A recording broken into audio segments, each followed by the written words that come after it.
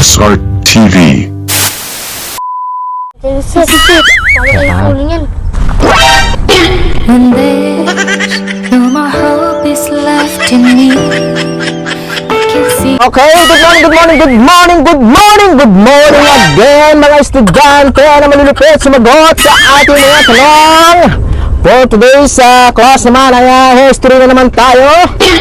Anong mga isasagot niyo sa mga history? Marami nyo bang alam? Nung nakaraan ay wala kayong alam sa history. Kung anong mga pinagsasagutin nyo, puro kalukuhan. Puro lang history. Puro history na lang. Anong palaging history? Ay dapat nga inaalala natin palagi yung mga nakaraan sa atin. Kaya nga pinag-aaral natin ang history. Kasi yan ay kasaysayan sa ating mundo. Ready na tayo, mag-uumpisa na ulit tayo ha. Kailangan makasagot kayo ngayon. Pag hindi kayo nakasagot, wala kayong balato. Uy, nanalo talaga si Sir sa iskate. Balato yun, oh. Anong? Scatter na naman. Puro na lang kayo scatter.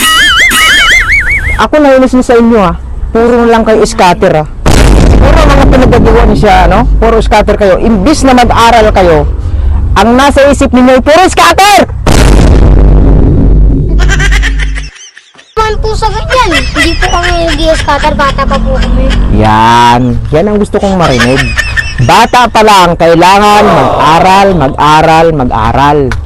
Ha? Opo, Sir. Para pag kayo ay nagtapos sa pag-aaral, may magandang buhay. Puro scatter yung mga sagot ng mga ano. Okay. Understand? Opo. Yan. Dapat ng mga sagot. Okay, history. History na naman ang pag-aaral natin. At alam niyo ba ang kantang Liron-Liron Sinta? Game. Liron-Liron Sinta. Yan. Sir. Yan ang mga sagot.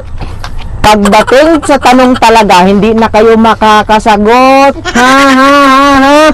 Ito yung airpan regalo ko. Ay, sus. Ha. Okay. Kakantahin ko ang Liron-Liron Sinta at huhulaan mo yung pinakadulo ng lyrics para magkaroon kayo ng regalo. Okay, game. Kakantahin ko ha. Okay. Liron-Liron Sinta, buko ng papaya, dalay-dalay buslong. Ang sanga, tapos kapalaran. Pagdating sa dulo, humanap ng okay, ano yung karugtong ng kanta na yon? Sir! Sir, ako, Sir!